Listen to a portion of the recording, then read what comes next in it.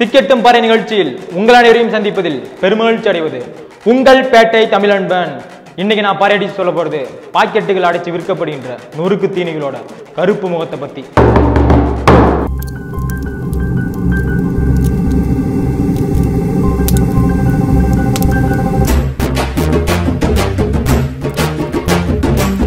கடந்த நவம்பர் 30ஆம் தேதி சென்னை அடையாறுல 12ஆம் வகுப்பு படிக்கும் மாணவர் ஒருவர் பாக்கெட்டில் அடைத்து விற்கப்படுகின்ற நொறுக்கு தீனிகளை சாப்பிட்டதா சொல்லப்படுது. அதன் காரணமா அவருக்கு நெஞ்சில எரிச்சலும் வயிற்றில் ஜீரண கோளாறு ஏற்பட்டதாகவும் அதற்கு தீர்வாக அஜீரணத்தை குணமாக்கும் ஒரு பானத்தை குடித்ததாகவும் சொல்லப்படுகிறது. இதற்கு பிறகு இவருக்கு ரத்த வாந்தி வந்ததாகவும் சில நிமிடங்களிலேயே அவர் சுருண்டு விழுந்து இறந்ததாகவும் சொல்லப்படுது. இப்படி இவருடைய உயிரிழப்புக்கு காரணமாக கருதப்படுகின்ற பாக்கெட்டுகளில் அடைத்து விற்கப்படுகின்ற நொறுக்கு தீனிகள் எப்படி உருவாகுது, அதனுடைய பின்னணி என்ன, இப்படி பாக்கெட்டுகளில் அடைத்து விற்கப்படுகின்ற நொறுக்கு தீனிகள் எப்படி தயாரிக்கப்படுது அப்படின்னு பார்த்தோம்னா, நம்ம நாக்கில் இருக்க சுவை முட்டுக்களை தாக்கி அதிக உணர்ச்சிகளை உண்டாக்கி அதிக சுவையை உண்டாக்கும் விதமா தயார் செய்யப்படுகிறது. இந்த சுவை காரணமா நம்ம நாக்கு இப்படிப்பட்ட உணவுகளை தான் தினம் தினம் நாடுது. இதன் காரணமா நாளடைவுல இந்த உணவுக்கு நம்ம நாக்கு அடிமையாகுது. இந்த நொறுக்கு தீனிகள்ல 0 ஹைட்ரோஜனேட் அப்படின்ற எண்ணெய் பயன்படுத்தப்படுது.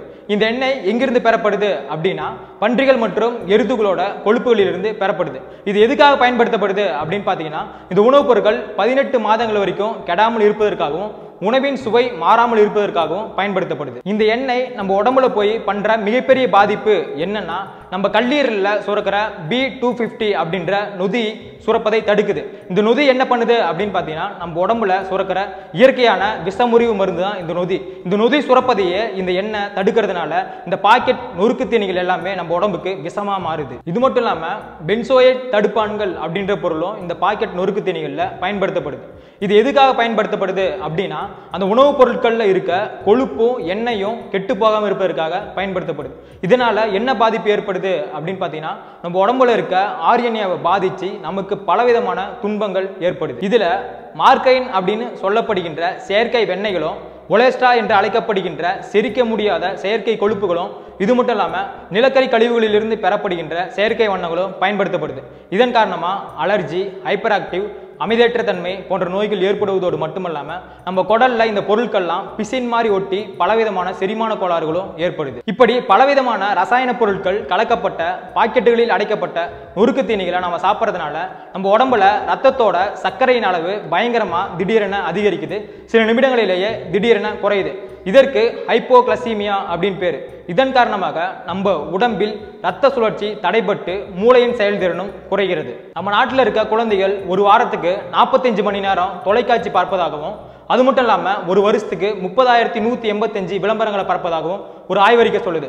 இதன் காரணமா விளம்பரங்களில் புகுத்தப்படுகின்ற உணவுப் பொருட்களை அந்த குழந்தைகள் சாப்பிட்றதுனால மனச்சோர்வு, மூளை குறைபாடு, உடற்பருமன், இது மட்டும் இல்லாமல் பலவிதமான புதுவித நோய்களும் அவர்களுக்கு ஏற்படுறதா கண்டுபிடிச்சிருக்காங்க. பன்னாட்டு கம்பெனிகளும் குழந்தைகளை வசீகரிப்பதற்காக தான் புதுவிதமான விளம்பரங்களையும் கவர்ச்சிகரமா குழந்தைகள்கிட்ட புகுத்திட்டு இருக்காங்க. யாராவது வழக்கு போட்டு இந்த பொருட்களை எல்லாம் தடை பண்ணுவாங்க அப்படின்னு காத்திருக்காம நாமளே அதை நிறுத்தணும். கண்டிப்பா நம்ம நாடு அதை தடை பண்ணாது. ஏன்னா இந்தியா கார்பரேட்டுகளோட அடிமை.